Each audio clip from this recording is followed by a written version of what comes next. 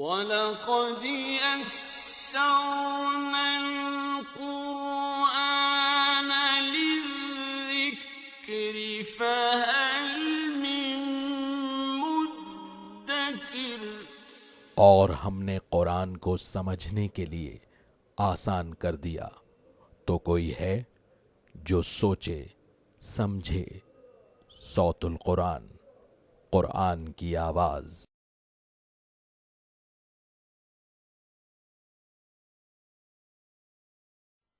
نحمده ونصلي على رسوله الكريم اما بعد فاعوذ بالله من الشيطان الرجيم بسم الله الرحمن الرحيم يا ايها الناس كلوا مما في الارض حلالا طيبا ولا تتبعوا خطوات الشيطان انه لكم عدو مبين صدق اللہ العظیم۔ سورۃ البقرہ آیت نمبر 168 سے ہم اپنا مطالعہ شروع کر رہے ہیں۔ اب اہل ایمان کو حلال و حرام کے ضمن میں کچھ احکامات اللہ کی طرف سے عطا کیے جا رہے ہیں۔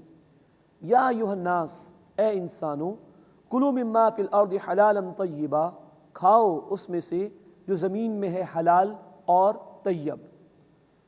جو شے کھائی جائے وہ از خود حلال ہونی چاہیے، اور طیب سے مراد یہ ہے کہ وہ شرک سے بھی پاک ہو، اللہ کے سوا کسی اور کو راضی کرنے کے لیے کوئی جانور ذبح نہ کیا جائے، اور نمبر 2 وہ حرام کمائی سے بھی پاک ہونا چاہیے۔ کلوا مما فی الارض حلالا طیبا، اس میں سے کھاؤ جو زمین میں ہے حلال اور طیب، ولا تتبعوا خطوات الشیطان، اور شیطان کے نقش قدم کی پیروی نہ کرو، انہ لکم عدو مبین، بے شک وہ تمہارا کھلا دشمن ہے۔ مراد یہ ہے کہ مال حرام یہ شیطانی عمل ہے، رزق حلال کو چھوڑ کر رزق حرام کی طرف توجہ کرنا یہ شیطان کا طرز عمل ہے، اس سے بچنے کی کوشش کرو۔ انہ لکم عدو مبین، بے شک وہ تمہارا کھلا دشمن ہے۔ انما یأمرکم بالسوء والفحشاء، بے شک وہ تمہیں برائی کا اور بے حیائی کا حکم دیتا ہے۔ وَأَن تَقُولُوا عَلَى اللَّهِ مَا لَا تَعْلَمُونَ، اور یہ کہ تم اللہ کے بارے میں وہ کچھ کہو جو تم جانتے نہیں ہو۔ یہ ہے شیطان کی دعوت کہ وہ برائی کا اور بے حیائی کا حکم انسانوں کو دیا کرتا ہے، اور مال حرام کی طرف ان کو بڑھانے کی کوشش کیا کرتا ہے، جبکہ رب کائنات کی رحمان کی دعوت یہ ہے جو آئی ہے سورہ النحل آیت نمبر 90 میں، وَيَنْهَا عَنِ الْفَحْشَاءِ وَالْمُنْكَرِ وَالْبَغْيِ، اللہ منع فرماتا ہے فحش باتوں سے، منکر یعنی برائیوں سے، اور زیادتی کے کاموں سے۔ تو بندہ مومن کے لیے صحیح طرز عمل یہی ہے کہ وہ رحمان کی دعوت کو قبول کرے، بے حیائی اور بری باتوں سے بچنے کی کوشش کرے۔ یہ تو شیطان کی دعوت ہے کہ بے حیائی اور برائی کی طرف انسان کو ورگلانے کی کوشش کرتا ہے۔ وَإِذَا قِيلَ لَهُمُ اتَّبِعُوا مَا أَنزَلَ اللَّهُ، اور جب انہیں کہا جاتا ہے کہ اس کی پیروی کرو جو اللہ نے نازل فرمایا، قالوا، وہ کہتے ہیں، بل نتبع ما الفینا علیہ آباءنا، بلکہ ہم تو اسی کی پیروی کریں گے جس پر ہم نے اپنے باپ دادا کو پایا۔ اولو کان آباؤہم لا یعقلون شیئا ولا یہتدون، بھلا اگرچہ ان کے باپ دادا نہ کچھ سمجھ رکھتے ہوں اور نہ ہی ہدایت یافتہ ہوں، تب بھی ان کی پیروی کریں گے۔ یہ تاریخ انسانی میں بہت بڑی گمراہی رہی ہے انسانیت کی، کہ جب حق سامنے آ جائے تو اس سے فرار اختیار کرتے ہیں، اور دلیل یہ پیش کرتے ہیں کہ باپ دادا تو ایسا نہیں کرتے تھے۔ مشرکین مکہ بھی یہی کہتے تھے، اور آج کے دور میں بھی جب لوگوں سے کہا جاتا ہے بھائی قرآن کا حکم یہ ہے، اللہ کے رسول صلی اللہ علیہ وسلم کی سنت سے ہمیں یہ ثبوت ملتا ہے، لوگ کہتے ہیں باپ دادا تو کچھ اور کرتے تھے۔ تو یہ باپ دادا کی اندھی تقلید، قرآن نے کہا چاہے وہ عقل نہ رکھتے ہوں، وہ ہدایت پر نہ ہوں، تب بھی ان کی اندھی تقلید کرو گے۔ اس اندھی تقلید سے منع کیا گیا، اور یہی اندھی تقلید ہے جو انسان کو حق کے راستے سے دور کر دیتی ہے اور گمراہی کے راستے پر اس کو گامزن کر دیتی ہے۔ اللہ ہمیں حق کو قبول کرنے کی توفیق عطا فرمائے اور اس کے تقاضوں پر عمل کرنے کی توفیق عطا فرمائے۔ وَمَثَلُ الَّذِينَ كَفَرُوا، اور مثال ان لوگوں کی جنہوں نے کفر کیا، كَمَثَلِ الَّذِي يَنْعِقُ، ایسی ہے کہ ایک شخص جو پکارتا ہے بِمَا لَا يَسْمَعُ إِلَّا دُعَاءً وَنِدَاءً، انہیں جو نہیں سنتے سوائے پکارنے اور چلانے کی۔ اشارہ ہے رسول اکرم صلی اللہ علیہ وسلم کی طرف، وہ ہر طرف قرآن کی دعوت کو عام کر رہے ہیں، لیکن لوگوں کا معاملہ یہ ہے کہ وہ بالکل بہرے ہو چکے ہیں، سننے کو تیار اور آمادہ ہی نہیں ہے۔ ذکر فرمایا اللہ تعالیٰ نے آگے، صم بکم عمی، وہ بہرے ہیں، گونگے ہیں، اندھے ہیں، فہم لا یعقلون، بس وہ سمجھتے نہیں ہیں۔ ہم پڑھ چکے سورۃ البقرہ آیت نمبر 6 میں، جو جانتے بوجھتے حق کا انکار کرتے ہیں اللہ تعالیٰ ان سے حق قبول کرنے کی صلاحیت ہی واپس لے لیتے ہیں اور پھر ان کے لیے گمراہی کا فیصلہ کر دیا جاتا ہے۔ اللہ اس انجام بس سے ہماری حفاظت فرمائے۔ یا ایھا الذین آمنوا، اے وہ لوگوں جو ایمان لائے ہو، کلوا من طیبات ما رزقناکم، تم پاکیزہ چیزوں میں سے کھاؤ جو ہم نے تمہیں عطا کی ہیں، واشکروا للہ، اور اللہ کا شکر ادا کرو، ان کنتم ایاہ تعبدون، اگر تم صرف اسی کی عبادت کرنے والے ہو۔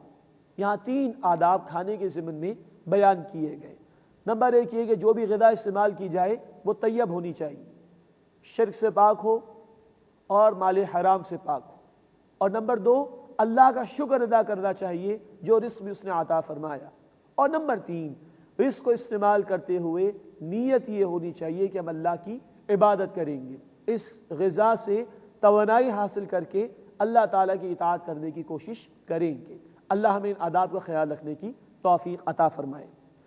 اس کے بعد قرآن حکیم نے 4 باتوں کی حرمت بیان فرمائی ہے، اور ان 4 باتوں کی حرمت کا ذکر 4 ہی مرتبہ قرآن میں آیا ہے۔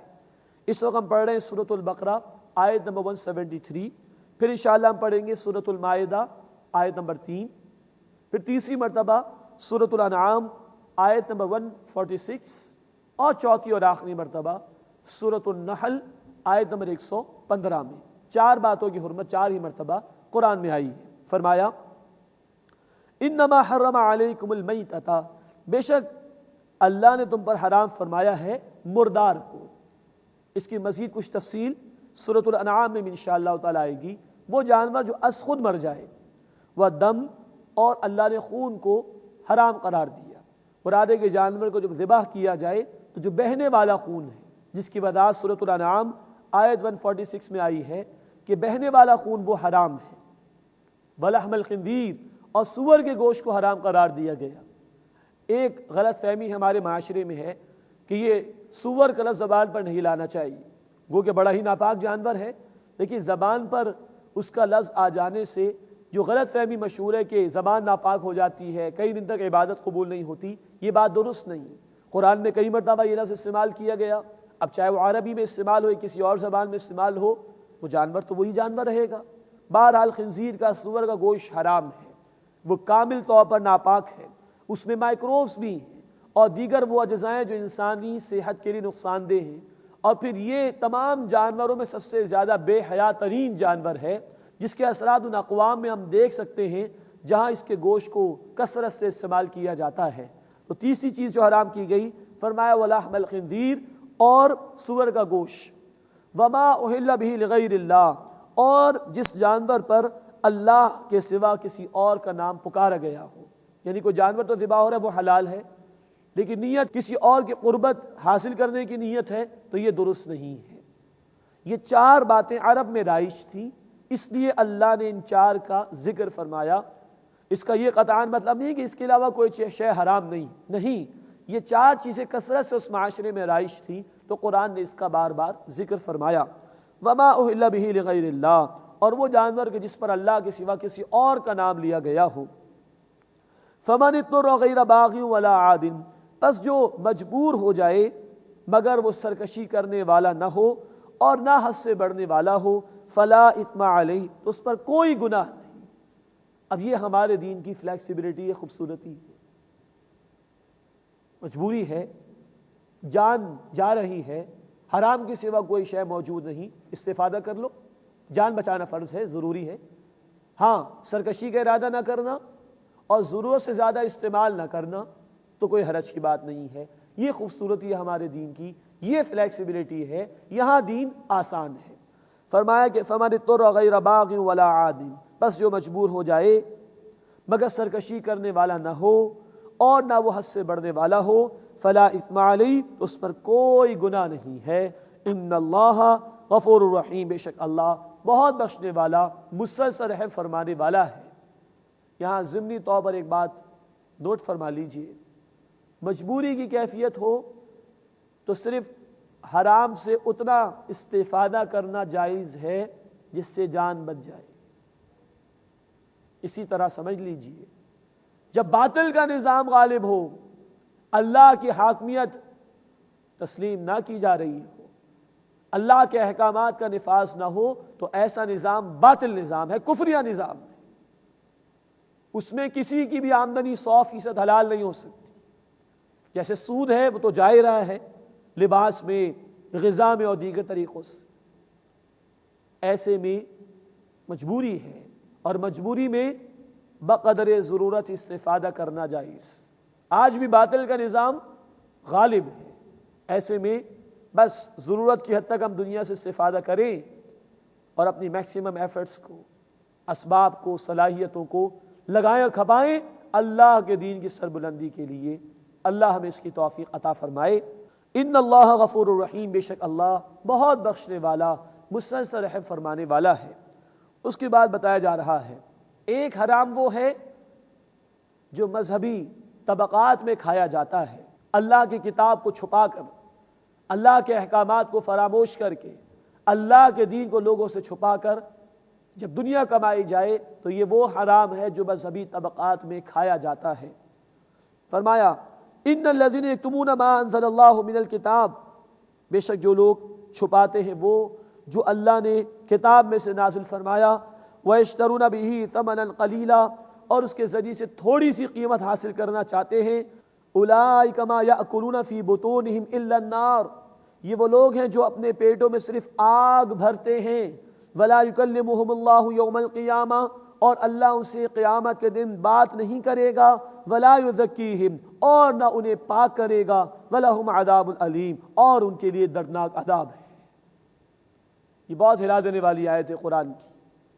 اہل کتاب کے علماء بھی تھے جنہوں نے حق کو چھپایا دنیا کی معمولی سی دولت کی خاطر، وہ اللہ کے عذاب میں گرفتار ہوئے۔ آج بھی وہ مذہبی طبقات جن کو اصطلاح میں علماء سو کہا جاتا ہے، برے علماء جو حق کو چھپاتے ہیں، گڈمٹ کر دیتے ہیں، دربانی قسم کے علماء جو ہوتے ہیں، علماء سو، برے علماء، ان کے لیے بھی آیت صادق آتی ہے۔ یہ وہ حرام ہے جو مذہبی طبقات میں کھایا جا سکتا ہے، کھایا جاتا ہے۔ جب دنیا کی محبت دلوں میں رچ بس جائے تو دین کے تقاضے فراموش کر دیے جاتے ہیں۔ اللہ اس امت کی اس سے حفاظت فرمائے اور ہم سب کو ہدایت عطا فرمائے۔ ہر قسم کے مال حرام سے اللہ تعالی ہماری حفاظت فرمائے۔ اولئک الذین اشتروا الضلالۃ بالہدی، یہ وہ لوگ ہیں جنہوں نے ہدایت کے بدلے گمراہی مول لی، والعذاب بالمغفرہ، اور مغفرت کے بدلے عذاب، فما اصبرہم علی النار، تعجب کا صیغہ قرآن نے استعمال کیا، تو کس قدر وہ آگ پر صبر کرنے والے۔ اللہ کی کتاب کو چھپا رہے، اللہ کے دین کو چھپا رہے، حق کو بیان نہیں کر رہے، کیا ان میں حوصلہ ہے آگ کو برداشت کرنے کا؟ اللہم اجرنا من النار، اے اللہ ہمیں آگ کے عذاب سے محفوظ فرما۔ ذالک بان اللہ نزل الکتاب بالحق، یہ اس لیے کہ اللہ نے حق کے ساتھ کتاب نازل فرمائی، وان الذین اختلفوا فی الکتاب لفی شقاق بعید، اور بے شک جن لوگوں نے کتاب میں اختلاف کیا وہ ضد میں دور جا پڑے۔ اللہ اس برے انجام سے ہماری حفاظت فرمائے۔ اس کے بعد 22واں رکوع شروع ہو رہا ہے اور اب آیت نمبر 177 آ رہی۔ یہ دوسری طویل آیت ہے جو اس سلسلہ کلام میں آ رہی۔ یہ دوسرا نگینہ اور موتی ہے جو 5 میں سے ایک ہے جو اس مقام پر ہم پڑھ رہے ہیں۔ اس آیت کا موضوع ہے آیت البر، بر کہتے ہیں نیکی کو۔ آیت البر وہ آیت جس میں نیکی کی حقیقت بیان کی گئی۔ قرآن کی بہت ہی جامع آیت ہے، اس معنی میں کہ قرآن کی دعوت کا خلاصہ بڑی جامعیت کے ساتھ چند الفاظ میں اللہ تعالیٰ نے اس مقام پر بیان فرمایا۔ فرمایا لیس البر ان تولوا وجوہکم قبل المشرق والمغرب، نیکی صرف یہی نہیں کہ تم اپنے چہرے مشرق یا مغرب کی طرف پھیر لو۔ اصل میں یہ ایک ذہنیت ہے جس کی نفی کی جا رہی ہے۔ ہم پڑھ چکے ہیں اسی سورۃ البقرہ میں آیت نمبر 142 میں ذکر آ چکا کہ یہود نے اعتراض کیا، پر یہ کیسے مسلمان ہیں کہ ان کا قبلہ ہی بدلتا رہتا ہے، اس کی نفی کی جا رہی کہ تم نے چند ظاہری باتوں کو کل نیکی سمجھ لیا. یہ ذہنیت پیدا ہو جاتی ہے، چند ظاہری چیزوں اور ریچولز کو ہی کل نیکی کل دین سمجھ لیا جاتا ہے اور حقیقت کی طرف سے نگاہوں کو پھیر لیا جاتا ہے. جیسے آج ہمارے معاشرے میں بھی کچھ لوگ ہیں جو صرف نماز کو ہی نیکی سمجھتے ہیں، اس کے بعد کاروباری معاملات میں حلال ہے کہ حرام کوئی فکر نہیں. کچھ وہ لوگ ہیں جو کہتے ہیں کہ 9 to 5 ڈیوٹی صحیح طرح ادا کرنی چاہیے لیکن نماز کا کوئی لحاظ ہی نہیں ہوتا. کچھ لوگ وہ ہیں کہ جن کو ہر سال حج اور عمرے کی فکر و کوشش تو ہوتی ہے لیکن حقوق و لباس کا وہ لحاظ نہیں رکھتے، وغیرہ وغیرہ. تو ذرا سے کچھ حصہ نیکی میں سے لے کر لوگ سمجھتے ہیں کہ یہ کل نیکی ہے، اور اس میں ذرا کچھ رد و بدل کہیں ہو جائے تو لوگ اس پر چیخنا چلانا شروع کر دیتے ہیں. اس ظاہر پرستی کی نفی کی جا رہی ہے کہ چند ظاہری چیزیں کل نیکی نہیں. فرمایا لیس البر ان تولوا وجوہکم قبل المشرق والمغرب. نیکی صرف یہی نہیں کہ تم اپنے چہرے مشرق یا مغرب کی طرف پھیر لو، یہ بھی نیکی ہے. نماز کے دوران رخ کا قبلے کی طرف ہونا شرائط نماز میں سے، یہ کل نیکی نہیں. اس ظاہر کے متعلق زیادہ پریشان نہ ہو جاؤ بلکہ کل نیکی کی حقیقت کی طرف توجہ کرو جس کا بیان آ رہا ہے. فرمایا وَلَكِنَّ الْبِرَّ مَنْ آمَنَ بِاللَّهِ وَالْيَوْمِ الْآخِرِ وَالْمَلَائِكَةِ وَالْكِتَابِ وَالنَّبِيِّينَ. بلکہ نیکی تو اس کی ہے جو اللہ پر ایمان لایا اور آخرت کے دن پر اور فرشتوں پر اور کتابوں پر اور انبیاء پر علیہم الصلاۃ والسلام. نیکی کی حقیقت کو اب قرآن بیان کر رہا ہے، لیکن اس سے پہلے کہ نیکی کے مظاہر کا بیان ہو، کیا کیا اعمال نیکی میں شمار ہوتے ہیں، پہلے ایمان کا بیان آ رہا ہے. اس لیے کہ ایمان وہ شے ہے جو بندہ مومن کو عمل پر آمادہ کرتی ہے، اور اس ایمان کے 3 ڈائمنشنز. اللہ پر ایمان جس کا نتیجہ یہ ہو کہ نیک عمل صرف اللہ کی رضا کے لیے کیا جائے. آخرت پر ایمان جس کا نتیجہ یہ ہے کہ صرف آخرت میں اجر و ثواب مقصود ہو. رسالت پر ایمان جس کا نتیجہ یہ ہے کہ نیکی کے لیے رول ماڈل رسول اکرم صلی اللہ علیہ وسلم کی ذات مبارکہ ہے. یہ ایمان جڑ و بنیاد ہے نیکی کے لیے. یہ ہو تو نیکی جنم لیتی ہے اور صحیح رخ پر بندے کا عمل گامزن ہو جاتا ہے. اب نیکی کے بیان میں ایمان کے بعد نیکی کا پہلا مظہر بیان ہو رہا ہے، وہ انسانی ہمدردی کا جذبہ، دوسروں پر اپنے مال کو خرچ کرنا. وَآتَ الْمَالَ عَلَىٰ حُبِّهِ. اور اس نے مال دیا اس کی محبت کے باوجود. ذوی القربى والیتامى والمساکین وابن السبیل والسائلین وفی الرقاب. رشتہ داروں کو اور یتیموں اور مسکینوں اور مسافروں اور سوال کرنے والوں اور گردنوں کے آزاد کرانے میں. یہ حقوق العباد میں سے کچھ حقوق بیان کیے گئے. ان سب پر مال خرچ کرنا یہ نیکی کا سب سے پہلا مظہر ہے. گویا اگر انسان میں انسانی ہمدردی موجود ہے تو وہ نیک کہلانے کا مستحق ہے، اور اگر وہ بہت سارے اعمال کر رہا ہو اور اس کے دل میں انسانی ہمدردی کا جذبہ نہیں، کسی غریب کو دیکھ کر، کسی مشکل زدہ آدمی کو دیکھ کر کوئی تڑپ بھی دل میں پیدا نہ ہو اس کی مدد کی، تو قرآن کی اس آیت کی روشنی میں وہ سب کچھ ہو تو سکتا ہے، نیک نہیں ہو سکتا. یہ ہمارا دین سکھاتا ہے. بڑا ہی محدود اور لمیٹڈ تصور آج لوگوں کا دین کے حوالے سے، کہ دیکھیے قرآن انسانی ہمدردی کو، سوشل ویلفیئر کو اتنی امپورٹنس دے رہا ہے کہ نیکی کے بیان میں ایمان کے فوراً بعد انسانی ہمدردی کے جذبے کو بیان کیا گیا. فرمایا وَأَقَامَ الصَّلَاةَ وَآتَى الزَّكَاةَ. اور قائم کی اس نے نماز اور ادا کی اس نے زکوٰۃ. اب عبادات کا بیان، جہاں بندوں کے حقوق ادا کرنا ضروری، وہاں رب کے حقوق کا مطالبہ بھی ہے، دین نے کیا ہے. قائم کی اس نے نماز اور ادا کی اس نے زکوٰۃ. یہ ہے دین میں اہمیت اور نیکی کی الیبوریشن جو قرآن دے رہا ہے. صرف لوگوں کی مدد کرنا ہی کافی نہیں، اللہ کے حقوق ادا کرنا بھی ضروری. ہاں، نیکی کے لیے موٹیویشن ایمان، اس ایمان کی آبیاری کے لیے نماز.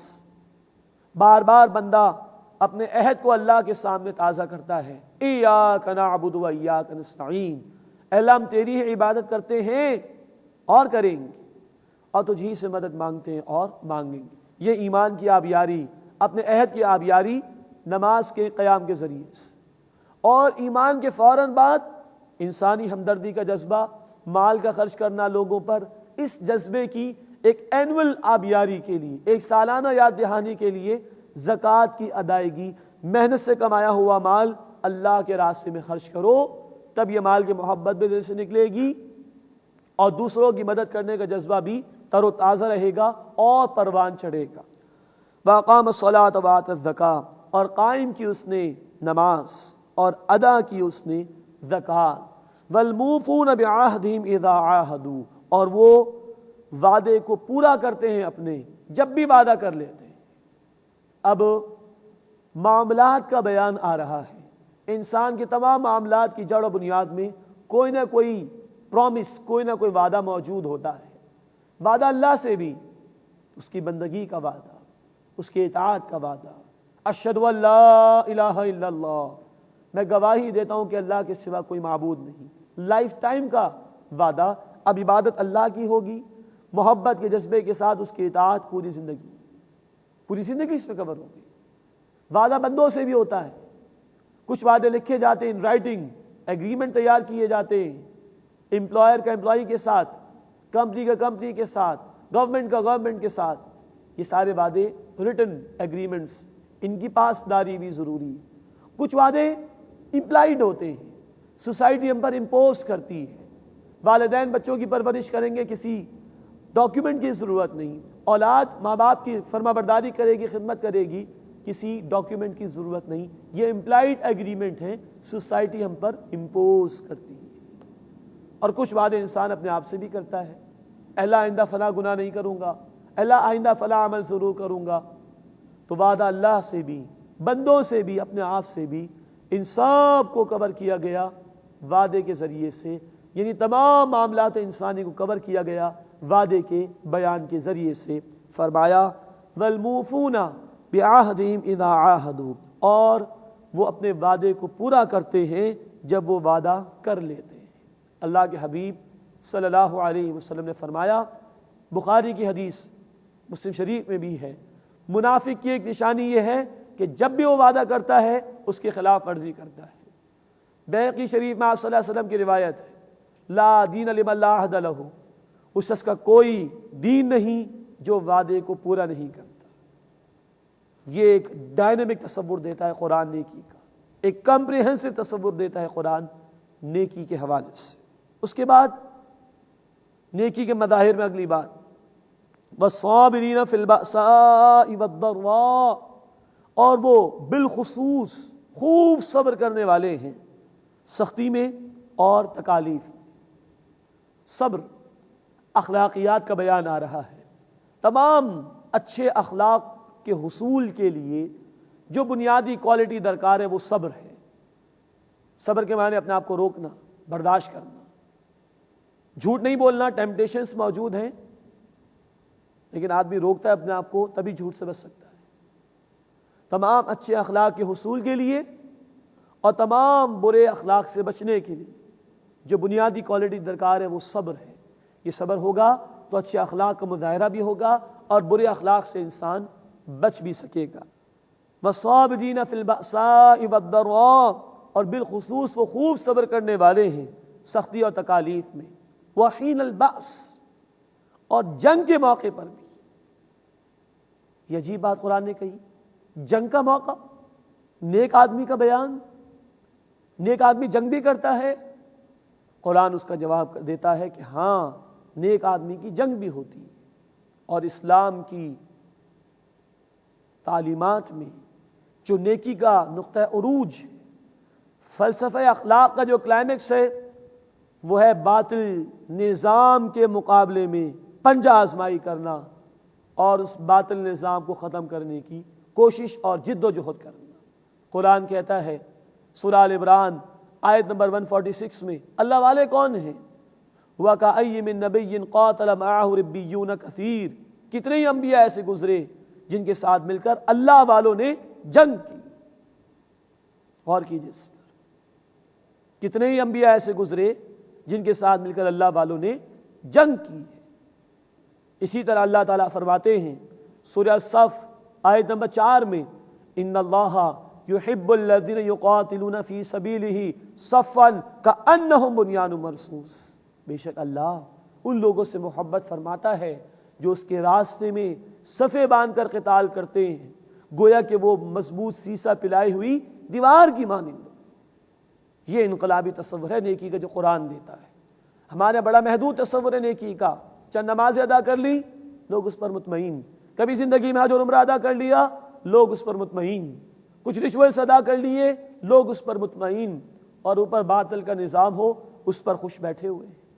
باطل کے اقتدار میں تقویٰ کی آرزو، کتنا ہنسی فریب ہے جو کھا رہے ہیں ہم۔ نہیں، قرآن نیک آدمی کے لیے جنگ کرنے کا حکم بھی دیتا ہے، اور وہ اس لیے کہ زمین سے ظلم ختم ہو اور نظام اللہ کے لیے ہو جائے۔ قرآن نے کہا سورۃ البقرہ آیت 193 اور سورہ انفال آیت نمبر 39 میں، سورہ انفال کے الفاظ عرض کر رہا ہوں، وَقَاتِلُوهُمْ حَتَّى لَا تَكُونَ فِتْنَةٌ وَيَكُونَ الدِّينُ كُلُّهُ لِلَّهِ، اور قتال کرو ان کے خلاف، جنگ کرو ان کے خلاف، یہاں تک کہ کوئی فتنہ باقی نہ رہے۔ فتنہ وہ حالات کہ جب اللہ کی کامل بندگی ممکن نہ ہو سکے، اس کو ختم کرنے کے لیے، باطل کے جبر کو ختم کرنے کے لیے قتال کا حکم ہے، اور نیک آدمی کی جنگ اللہ کے دین کی سربلندی کے لیے ہوتی ہے۔ فرمایا والصابرین فی البأساء والضراء وحین البأس، اور بالخصوص وہ صبر کرنے والے ہیں سختی میں اور تکالیف میں اور جنگ کے موقع پر۔ اولئک الذین صدقوا، یہی وہ لوگ ہیں جو سچے ہوئے، یہ اپنے نیکی کے دعوے میں سچے ہیں، یہ واقعتاً نیک ہے۔ وَأُولَئِكَ هُمُ الْمُتَّقُونَ، اور یہی لوگ تقوی اختیار کرنے والے ہیں، وہ تقوی جس کی بنیاد پر قرآن سے ہدایت ملے گی۔ ہدی للمتقین سورۃ البقرہ آیت نمبر 2، یہ تقوی اختیار کرنے والوں کے لیے ہدایت ہے۔ وہ تقوی چند ظاہری چیزوں کا نام نہیں، وہ نیکی کے اس کامل تصور کو اختیار کرنے کا نام ہے۔ دل میں گہرا ایمان بھی ہو، عمل میں انسانی ہمدردی کا جذبہ بھی ہو، عبادات کا اہتمام بھی ہو، وعدے کو تکمیل کرنے کی صفت بھی ہو، اخلاقیات کا مظاہرہ بھی ہو، عمدہ اخلاق کا مظاہرہ ہو، برے اخلاق سے بچنے کی کوشش بھی کی جائے، اور فلسفہ اخلاق کی چوٹی، نیکی کا نقطہ عروج اللہ کے دین کی سربلندی کے لیے، ظلم کے خاتمے کے لیے باطل سے ٹکرانا بھی ہو، جنگ کرنا بھی ہو، اور جو یہ کرے وہی تقوی اختیار کرنے والے ہیں۔ اللہ تعالی ہمیں نیکی کے اس جامع تصور کو سمجھنے اور اس کے مطابق واقعتاً نیک بننے کی توفیق عطا فرمائے۔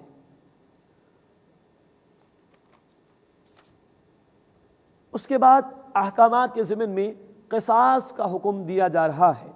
فرمایا یا ایھا الذین آمنوا، اے وہ لوگو جو ایمان لائے ہو، کتب علیکم القصاص فی القتل، تم پر مقتولوں کے بارے میں قصاص فرض کیا گیا ہے۔ مراد یہ ہے کہ قاتل کو قتل کیا جائے گا۔ الحر بالحر، آزاد کے بدلے آزاد، والعبد بالعبد، اور غلام کے بدلے غلام، والانثى بالانثى، اور عورت کے بدلے عورت۔ مراد یہ ہے زمانہ جاہلیت میں ہوا کرتا تھا، کبھی ایک قبیلے کے ایک فرد نے دوسرے قبیلے کے کسی فرد کو قتل کیا تو پہلا قبیلہ جو تھا وہ کمزور ہے، دوسرا قبیلہ طاقتور ہے، تو طاقتور قبیلہ کہتا تھا کہ ہم تمہارے 3 افراد کو قتل کریں گے، تو مظلوموں کی بھی جان لے لی جاتی تھی۔ قرآن نے کہا نہیں، آزاد کے بدلے آزاد، غلام کے بدلے غلام، عورت کے بدلے عورت۔ مراد یہ ہے کہ جس نے قتل کیا ہے قصاص میں اسی کو قتل کیا جائے گا، کسی بے گناہ کی جان لینے کی اجازت نہیں ہے۔ فمن عفی لہ من اخیہ شیء، بس جسے اس کے بھائی کی طرف سے کچھ معاف کر دیا جائے، فاتباع بالمعروف، تو دستور کے مطابق پیروی کرے عمدگی کے ساتھ، واداء الیہ باحسان، اور اسے اچھے طریقے سے ادا کرے۔ اب یہ بڑا اپیلنگ انداز ہے جو قرآن نے اختیار کیا کہ جسے اس کے بھائی کی طرف سے معاف کر دیا جائے۔ مراد یہ ہے کہ قاتل کو تو دی جائے گی پھانسی، قتل کیا جائے گا اسے، لیکن مقتول کے ورثاء اگر چاہیں تو وہ قاتل کو معاف کر سکتے ہیں۔ یہ اختیار شریعت نے مقتول کے ورثاء کو دیا ہے اور کسی کو نہیں۔ پاکستان کے کانسٹیٹیوشن میں یہ صدر مملکت کو اختیار حاصل ہے جو قرآن کے حکم کے خلاف ہے، تو مقتول کے ورثاء چاہیں تو قاتل کو معاف کر سکتے ہیں، اس صورت میں اس کو خوب بہا ایک سرٹن اماؤنٹ آف منی ادا کرنا ہوگا۔ کہا گیا جس کو اس کے بھائی کی طرف سے معاف کر دیا جائے، اب بھائی کہہ کے معافی کی گویا کہ اپیل کی گئی ہے ورثاء سے کہ وہ اس قاتل کو معاف کر دیں، تو فرمایا فَمَنْ عُفِيَ لَهُ مِنْ أَخِيهِ شَيْءٌ، پس اسے اس کے بھائی کی طرف سے کچھ معاف کر دیا جائے، فَاتِّبَاعٌ بِالْمَعْرُوفِ، تو دستور کے مطابق پیروی کرے، وَأَدَاءٌ إِلَيْهِ بِإِحْسَانٍ، اور عمدگی کے ساتھ ادا کرے، جو بھی خوبہ ہے دیت اس کو ادا کرنی ہے وہ ادا کر دے۔ ذَلِكَ تَخْفِيفٌ مِّن رَبِّكُمْ وَرَحْمَةٌ، یہ تمہارے رب کی طرف سے آسانی اور رحمت ہے۔ فَمَنِ اعْتَدَىٰ بَعْدَ ذَلِكَ، بس جس نے اس کے بعد زیادتی کی، فَلَهُ عَذَابٌ عَلِيمٌ، تو اس کے لیے دردناک عذاب ہے۔ مراد یہ کہ قاتل کو معاف تو کر دیا ورثاء نے اور قاتل نے خوبہ ادا کر دیا، لیکن اب بھی انتقام کے جذبات ان کے دلوں میں ہوں یا وہ انتقام لینے کی کوشش کر رہے ہوں، یہ ورثاء کی طرف سے زیادتی۔ یا قاتل کو معاف تو کر دیا ورثاء نے، لیکن قاتل خوبہ ادا نہ کرے ورثاء کو، یہ اس کی طرف سے زیادتی ہے، اس سے منع کیا گیا۔ فَمَنِ اعْتَدَىٰ بَعْدَ ذَلِكَ، پس اس نے اس کے بعد زیادتی کی، فَلَهُ عَذَابٌ عَلِيمٌ، تو اس کے لیے دردناک عذاب ہے۔ اور اس کے بعد قصاص کے حکم کی اہمیت کو اور اس کی حکمت کو بیان کیا جا رہا ہے۔ وَلَكُمْ فِي الْقِصَاصِ حَيَاةٌ يَا أُولِي الْأَلْبَابِ لَعَلَّكُمْ تَتَّقُونَ، اور تمہارے لیے اے عقل مندوں قصاص میں زندگی ہے تاکہ تم بچ سکو۔ یہ انقلابی نظریہ دین نے دیا۔ انسانی تمدن سویلائزیشن کی بنیاد احترام انسانیت پر ہے۔ ایک انسان کے قتل سے یہ جڑ اور بنیاد تمدن کی کٹ جاتی ہے اور معاشرہ فساد کا شکار ہوتا ہے۔ اس فساد سے معاشرے کو بچانے کے لیے دین نے قصاص کا حکم دیا ہے۔ اس قصاص کے حکم میں اے عقل مندوں تمہارے لیے زندگی ہے تاکہ تم بچ سکو۔ آج بعض لوگوں کو اسلام کی یہ سزائیں بڑی بری محسوس ہوتی ہے، معاذ اللہ، وہ ان کو وحشیانہ بھی کہہ جاتے ہیں، معاذ اللہ، حالانکہ قرآن کہہ رہا ہے کہ اس میں تمہارے لیے زندگی ہے۔ لوگوں کو قاتلوں سے تو بڑی محبت ہوتی کہ صاحب یہ بیچارہ پھانسی میں مارا جائے گا، لیکن جو قتل کر دیے گئے، جو مقتول ہیں اور اس کے ورثاء اور گھر والے ہیں، ان سے کسی کو محبت نہیں، ان کا کسی کو لحاظ نہیں، ان کا کسی کو خیال نہیں۔ قرآن کہہ رہا ہے کہ اے عقل مندوں تمہارے لیے اس قصاص میں زندگی ہے، لعلکم تتقون، تاکہ تم بچ سکو۔ مراد ہے کہ قتل و غارت گری سے بچ سکو۔ انہی احکامات کی برکات ہے کہ آج بھی پوری دنیا میں، سعودی عرب میں جہاں ان اسلامی سزاؤں کا نظام نافذ ہے، اس کی برکات ہے کہ کرائم ریٹ پوری دنیا میں سب سے کم سعودی عرب میں ہے۔ ایک امریکی صدر نے ایک سعودی فرما روا سے پوچھا کہ آپ یہ اتنی سخت سزائیں کیوں دیتے ہیں؟ کہا کہ انہی سزاؤں کی برکات ہے کہ تمہارے ہاں نیو یارک میں ایک دن میں جتنے جرائم ہو جاتے ہیں، ہمارا سعودی عرب میں بمشکل سال میں اتنے جرائم ہو پاتے ہیں۔ وَلَكُمْ فِي الْقِصَاصِ حَيَاةٌ يَا أُولِي الْأَلْبَابِ، اور اے عقل مندوں تمہارے لیے قصاص میں زندگی ہے، لَعَلَّكُمْ تَتَّقُونَ، تاکہ تم بچ سکو۔ اس دنیا کو اگر فساد سے ختم کرنا ہم چاہتے ہیں، ظلم اور بربریت کا خاتمہ چاہتے ہیں، لوگوں کی جان، مال، عزت و آبرو کا احترام اگر ہم چاہتے ہیں، حفاظت اگر ہم چاہتے ہیں، ان اسلامی سزاؤں کو نافذ کرنا پڑے گا۔ اس کے سوا کوئی وے آؤٹ انسانیت کے پاس نہیں ہے۔ اللہ ہمیں ان احکامات کا یقین عطا فرمائے اور ان کے نفاذ کی کوشش کرنے کی توفیق عطا فرمائے۔ اب وصیت کے حوالے سے ایک ابتدائی حکم کا بیان آ رہا ہے۔ کتب علیکم اذا حضر احدکم الموت، تم پر فرض کیا گیا ہے کہ جب تم میں سے کسی کو موت آئے، ان ترک خیرا الوصیہ، کہ اگر وہ مال چھوڑے تو وصیت کرنا ہے، للوالدین والاقربین بالمعروف، ماں باپ کے لیے اور رشتہ داروں کے لیے انصاف کے ساتھ بھلے طریقے پر، حقاً علی المتقین، یہ لازم ہے تقوی اختیار کرنے والوں پر۔ لیکن نوٹ فرما لیجئے، یہ وصیت کے ضمن میں ابتدائی حکم تھا۔ پھر جب قرآن حکیم میں سورۃ النساء آیت نمبر 11 اور 12 میں تفصیل سے میراث کے احکامات بیان ہو گئے تو یہ آیت منسوخ ہو گئی۔ گویا اب فائنل حکم ترکے کی تقسیم کے حوالے سے وہ سورہ نساء میں دے دیا گیا، ورثاء کے حصے مقرر کر دیے گئے سورۃ النساء آیت نمبر 11 اور 12 میں، اور یہ حکم اب منسوخ سمجھا جائے گا۔ ہاں، رسول اکرم صلی اللہ علیہ وسلم نے اپنی احادیث کے ذریعے سے وضاحت فرما دی کہ 1/3 مال کی حد تک غیر وارث کے لیے وصیت کی جا سکتی ہے۔ وارث کے حصے اللہ نے مقرر فرما دیے سورۃ النساء آیت نمبر 11 اور 12 میں۔ اب اگر کوئی شخص ایسا ہے کہ ایک شخص سمجھتا ہے کہ میرے انتقال کے بعد میرے ترکے میں سے اس کو مال دیا جانا چاہیے، یا وہ کسی ادارے کو پیسہ دینا چاہتا ہے، تو 1/3 مال کی حد تک وصیت کرنا غیر وارث کے لیے جائز ہے۔ اس سے زائد کی اجازت نہیں، تاکہ ورثاء کا حق نہ مارا جائے۔ بہرحال یہ آیت جو اس وقت زیر مطالعہ ہے، اس کو منسوخ سمجھا جائے گا، اور اس کے لیے ناسخ جو آیت ہے، آخری جو حکم ہے، وہ سورہ نساء آیت نمبر 11 اور 12 ہے۔ للوالدین والاقربین بالمعروف، ماں باپ کے لیے اور رشتہ داروں کے لیے بھلے طریقے پر انصاف کے ساتھ، حقاً علی المتقین، یہ لازم ہے تقوی اختیار کرنے والوں پر۔ فمن بدلہ بعد ما سمعہ، پھر جو کوئی اسے بدل دے اس کے بعد کہ اس نے اس کو سنا، فإنما اثمہ علی الذین یبدلون، تو اس کا گناہ صرف ان لوگوں پر ہے جنہوں نے اسے بدلا۔ ان اللہ سمیع علیم، بے شک اللہ خوب سننے والا، علم رکھنے والا ہے۔ اب یہ وصیت کے مسائل، یہ میراث کے مسائل بڑے اہم ہیں۔